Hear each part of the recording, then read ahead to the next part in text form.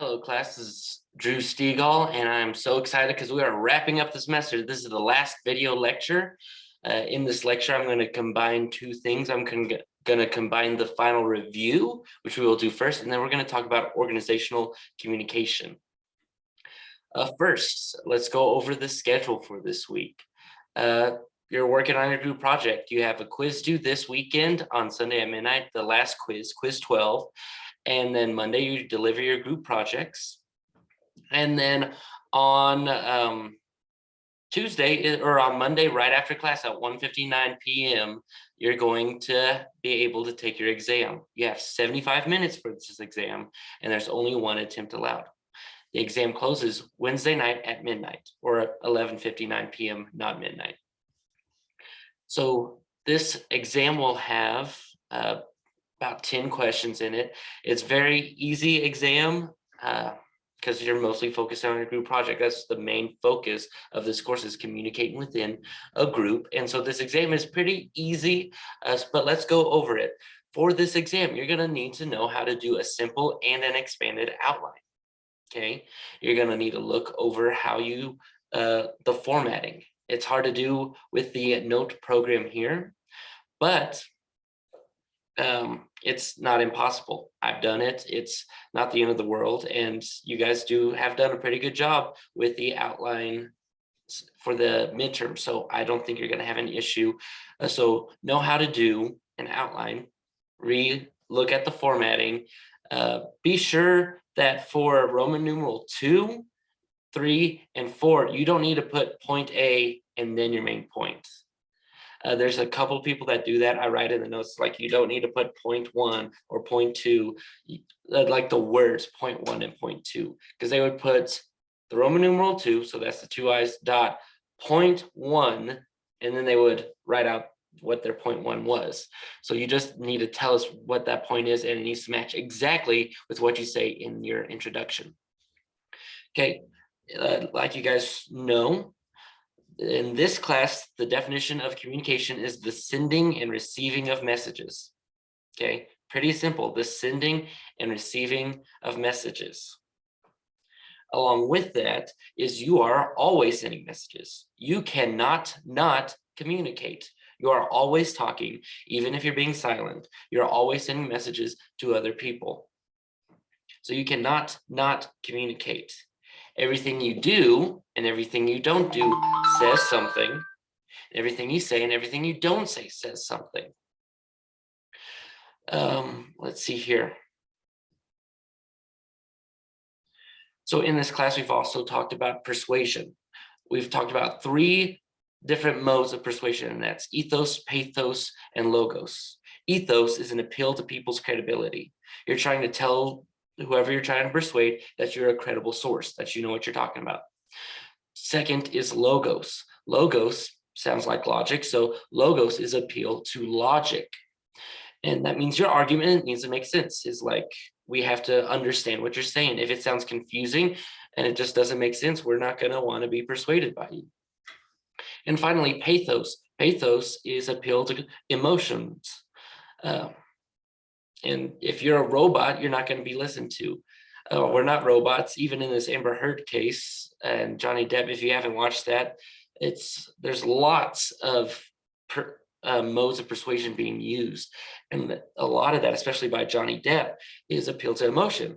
Like, he kind of makes the courtroom laugh a little bit. He gets real emotional during the talk, but if you just talk real silent and real stern, like, we wouldn't be persuaded by him. But he's an actor, so he's got to appeal to emotion. So those are the 3 modes of persuasion we talked about in class and what they appeal to. Next, we talked about a lot of technology that changed political communication. My favorites to talk about is social media. Twitter has forever changed political communication because the president is able to talk directly to you. You could respond to a tweet and he could talk back to you. And it's instantaneous. He could do it as much as he wants at any time. Doesn't have to worry about advertisements or getting a big press group set up. So technology has changed political communication. Please go rewatch that lecture if you need to. There's several forms of technology that have changed communication. My favorite's social media. Okay, next, what is the difference between hearing and listening, and what makes a good listener? How can you be a better listener? You can have eye contact. You need to do feedback, just nod along like, oh yeah, really? You're not looking away. You're not yawning. You're making eye contact. You're giving feedback. So hearing is the physical function of the ear, and listening is actually comprehending the message. Okay, you could be deaf and still be a good listener. Okay, a listener is someone who is comprehending and understanding the message, whereas hearing is the physical function of the ear through the vibration and the sound waves. Okay. Finally, 3 important focuses of great delivery: eye contacts, gestures, signposts. Those are some examples. I have a whole video. You could even go to the YouTube videos that I've included in this class or the lecture, and we have a lot more, but just 3 just right now are eye contacts, gestures, and signposts. First, second, third. Really keeps the audience engaged in what you're saying. Okay, now that that's out of the way, we're going to talk about organizational communication. Just a second, share screen. There we go. Okay, this is very important. So you guys are a part of an organization right now. An organization is where more than 2 people are gathered and they decide to do something. So in your group, that's an organization right there. You are organized to present this group project. So in organizational communication, there's a lot of breakdowns. We saw this in the Lego game. If you think the ones I gave you are hard, check out what I've done in the past. Yeah, and they have to do this too. But we saw in these examples in the Lego games that there's a lot of things that can go wrong in organizations when they try to communicate between the CEO and the workers actually accomplishing the task. One of the biggest examples of communication breakdown is what happened to the Challenger. So the Challenger was a spaceship by NASA that exploded because of miscommunication. It was miscommunication that caused the Challenger and these people in the spaceship to lose their life. Okay. Whenever you're not careful, whenever you're not communicating, people could get seriously hurt, especially in these high pressure situations. So with the Challenger, here's what happened. The O-rings, which are little rubber O's, they're like that, little rubber O's, they have a temperature which they're able to operate at. And on that day, it was really close to that temperature where they were not operable. In fact, it was on the temperature. It said, like, basically on the package for these O-rings, you have between X and like say 34 degrees. Let's just say that as an example. And it was like 34.2 degrees. So it causes this rubber to shrink to a point where it doesn't work, and air or liquid can get through those O-rings. So the scientists were saying, man, I don't think we could do this. But they were telling themselves. A lot of times workers talk amongst themselves instead of telling the higher ups. The higher ups were mad because this launch date had been moved several times, and every time they lost a ton of money. They would put the cameras on, they get everyone all excited, and then, oh, we can't do it today. And this happened several times. And so the uppers management was saying, hey, we got to launch. We are losing money every single time.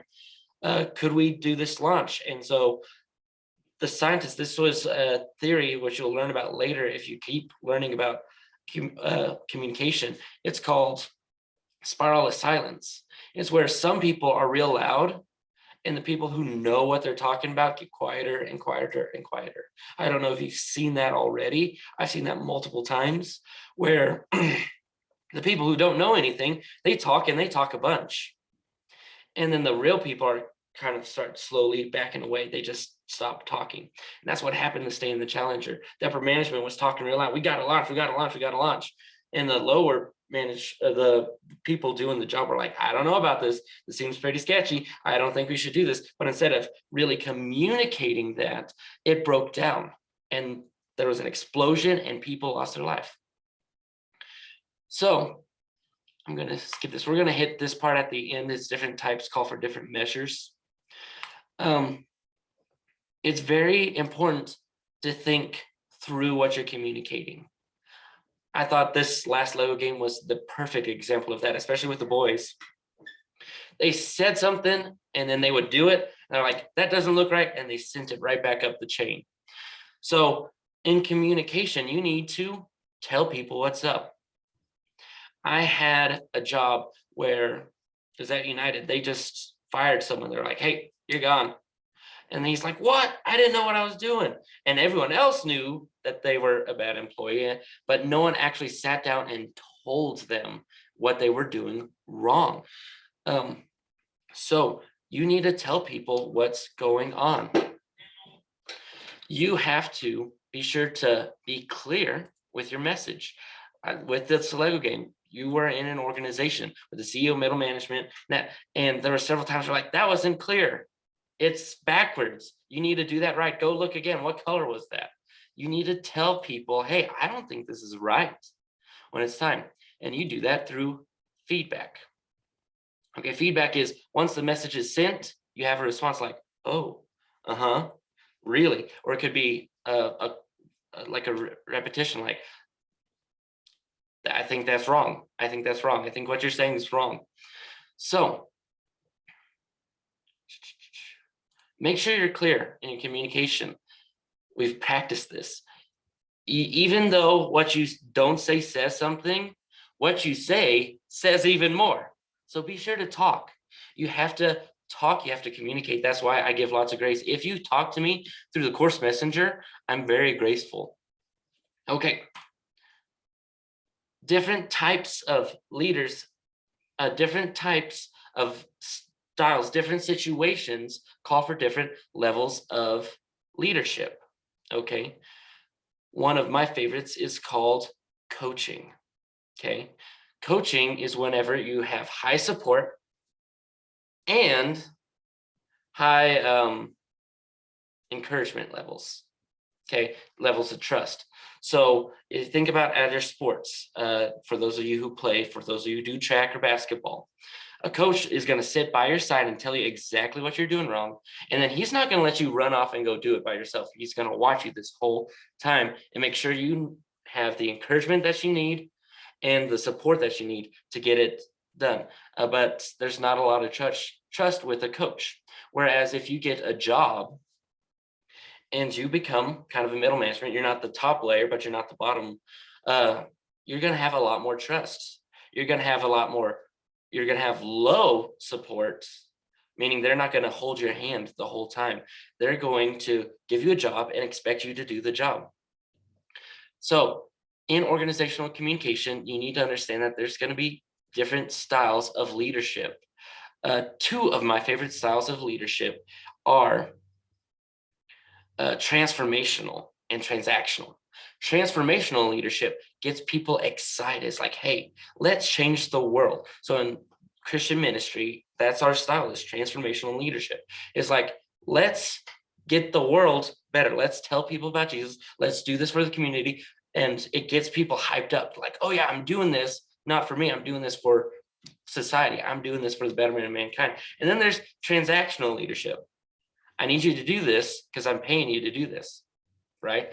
I need you to do this because you're going to get a reward. It's a transaction, okay? Transforming your team from being like maybe apathetic, lethargic to excited for the job they're doing because it transforms them. Transactional is like, I need you to do this so you get this. So I need you to do this because I'm paying you. I need you to do this and you'll get a gift card. I need you to do this and I like you, right? That's transactional leadership. At United, it doesn't need to be transformational. You're not changing the world. You're not getting these people hyped up to go cut veggies. You're like, hey, maybe I'll pay you more if you do it right. So those are the different types of leadership styles. Please study for your exam, and your PowerPoint slots are opened up now. So thank you guys for listening, and we'll see you next time.